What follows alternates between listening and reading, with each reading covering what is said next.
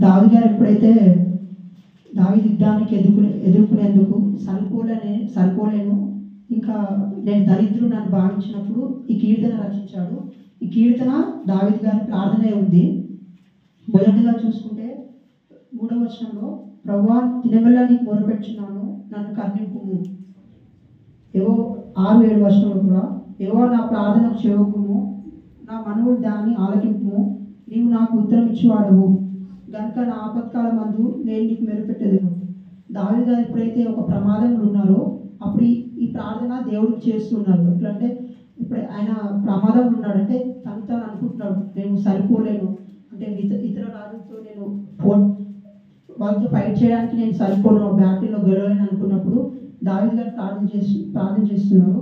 మొదటిగా చూసుకుంటే దావీదు గారు దేవుడు ప్రార్థన ఆలకిస్తాడని, నువ్వు నాకు మొరపెట్టిన ఎడల కృపాసనం గల దేవుడు, యెహోవా నా ప్రార్థన చెవియొగ్గుము, నా మనవులు దాన్ని ఆలకింపుము. దేవుడు ప్రార్థన ఆలకించేవాడని దావీదు గారు దేవుడి పైన ఆధారపడుతున్నాడు. మొదటిగా చూస్తే దావీదు గారు ప్రార్థన చేస్తున్నారు. దేవుడు దావీదు గారికి ప్రార్థన ద్వారా జవాబు ఇచ్చారు. మనకు కూడా దేవుడు ఎన్నోసార్లు ప్రార్థన జవాబు ఇచ్చారు కదండి. మనం కూడా రక్షించబడ్డామంటే దేవుడు ప్రార్థన ఎప్పుడైనా అపాయకాలంగా ఉన్నప్పుడు ప్రార్థించినప్పుడు దేవుడు రక్షిస్తూ వచ్చాడు కదా.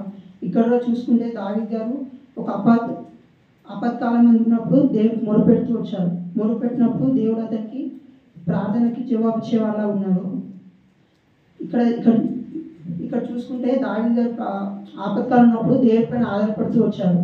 అంటే లోకస్తులు ఉన్నవారు ఎవరిపైన ఆధారపడతారండి? డబ్బుల పైన కానీ లేకపోతే బలగం పైన కానీ ఆధారపడుతూ వస్తారు. కానీ దావీదు గారు అయితే దేవుడి పైన ఆధారపడుతూ వచ్చారు. మనం కూడా దేవుడి పైన ఆధారపడ్డప్పుడు మనకు కూడా దేవుడు ఎన్నో మేలు చేస్తూ వచ్చాడు కదా. దాన్ని బట్టి మనము దేవుడిని ఆరాధిస్తాం. మనకి అగస్టిన్ తెలుసు కదండి. అగస్టిన్ వాళ్ళ మదర్ కన్నీటి ప్రార్థన ద్వారా అతను రక్షించబడ్డాడు. అయితే అతను ఒక స్టేట్మెంట్ ఇచ్చాడు, ఏంటంటే ప్రార్థన పైకి వెళ్తుంది, దేవుడి కృప అనేది కిందికి దిగి వస్తుంది. అంటే ఎప్పుడైతే మనం ప్రార్థిస్తామో దేవుడు మన ప్రార్థన ఆలకించి తన కృపని మన పట్ల చూపిస్తున్నాడు. కాబట్టి మొదటిగా దాన్ని బట్టి మనము దేవుని ఆరాధిస్తాం. చిన్న ఉదాహరణ చెప్పాలంటే, మా ఎగ్జామ్ టైంలో మా ఫ్రెండ్ ఒకరికి ఫుల్ ఫీవర్ వచ్చింది, ఇంకా మోషన్స్ అయినాయి. అంటే రేపు ఎగ్జామ్ ఉంది సెమిస్టర్. అప్పుడు నాకు ఫోన్ చేసి, అరే చర్చ్కి వెళ్తావు కదా, మీ చర్చ్లో ప్రే చేయమని చెప్పాడు.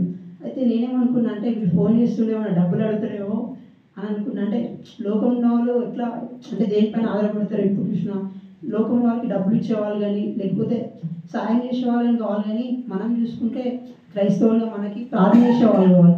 అంటే ఫస్ట్ ప్రార్థన ఆలకించే దేవుడే ఉన్నాడు, ఇంకా మనకి ప్రార్థన చేయడానికి ఇంకా మంచి సంఘాన్ని ఇచ్చాడు. కాబట్టి మొదటిగా దాన్ని బట్టి మనం దేవుడిని ఆరాధిస్తాం. ఇంకోటి వర్స్ 5 చూసుకుంటే, ప్రభువా నీవు దయాళుడవు, క్షమించుటకు సిద్ధ మనసు గలవాడవు, నీకు మొరపెట్టిన వారి ఎడల కృపాశ్రయం గలవాడవు. దేవుడు క్షమించుటకు సిద్ధమైన మనసు గలవాడు.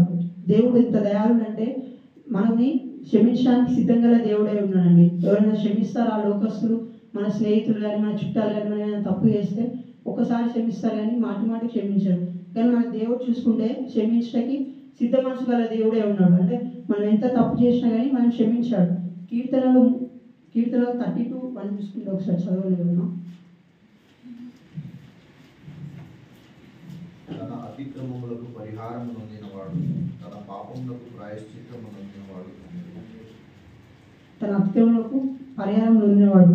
ఇక్కడ చూసుకుంటే అంటే మనం కూడా ప్రార్థన చేసినప్పుడు పాపాలు ఒప్పుకున్నప్పుడు మన పాపాలు క్షమిస్తూ వచ్చాడు కదండి. దాన్ని బట్టి మనం దేవుని స్తుతించాలి, దేవుని ఆరాధించాలి. అంటే పాపాన్ని క్షమించడానికి సిద్ధ మనసు గలవాడు, క్షమించి మనకు ఒక సమాధానాన్ని దయచేస్తూ వచ్చాడు. లోకంలో మనం సమాధానాన్ని కొనుక్కోగలుగుతామా? కొనుక్కోలేము. కానీ దేవుడు అతనే మన పాపాలు క్షమించి మనకు మంచి సమాధానం దయచేస్తూ వచ్చాడు. దాన్ని బట్టి మనము దేవుని స్తుతిస్తాం. ఇంకోటి 3వ చూసుకుంటే,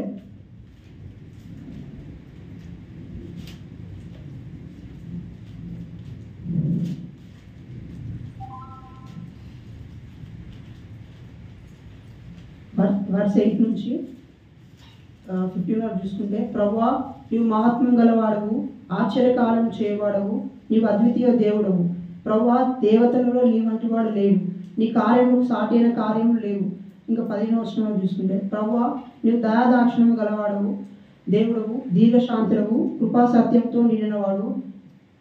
ఇక్కడ చూసుకుంటే దేవుడు మారని వాళ్ళ ఉన్నాడు. దేవుడు క్యారెక్టర్ చూసుకుంటే గాడ్స్ క్యారెక్టర్ ఈస్ అన్చేంజింగ్. ఎప్పుడు అంటే ఆయన మహోన్నతుడై ఉండి పరిశుద్ధుడై ఉండి కూడా ఎప్పుడు మన పైన దీర్ఘశాంతం చూపిస్తూ వస్తున్నాడు. అంటే మన పితృల కాలం నుంచి దేవుడు మన పట్ల దీర్ఘశాంతం చూపిస్తున్నాడు. ఎంతో పేషెన్స్గా ఉండి మనల్ని ఎంతో దీర్ఘశాంతం చూపించి రక్షిస్తూ వచ్చినాడు కదా, మనం ఎంతో భరిస్తున్నాడు. కాబట్టి దీన్ని బట్టి మనం దేవుని ఆరాధించే వాళ్ళ ఉన్నాం.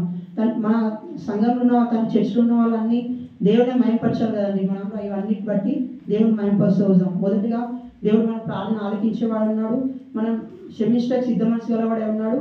ఇంకోటి చూస్తే ఆయన మహోన్నతుడు, నిత్యం మన పట్ల కోపించకుండా దీర్ఘశాంతం చూపిస్తున్న దేవుడు ఉన్నాడు. కాబట్టి ఈ వచనాల ద్వారా దేవుని ఆలోచిస్తాం. ఆమేన్.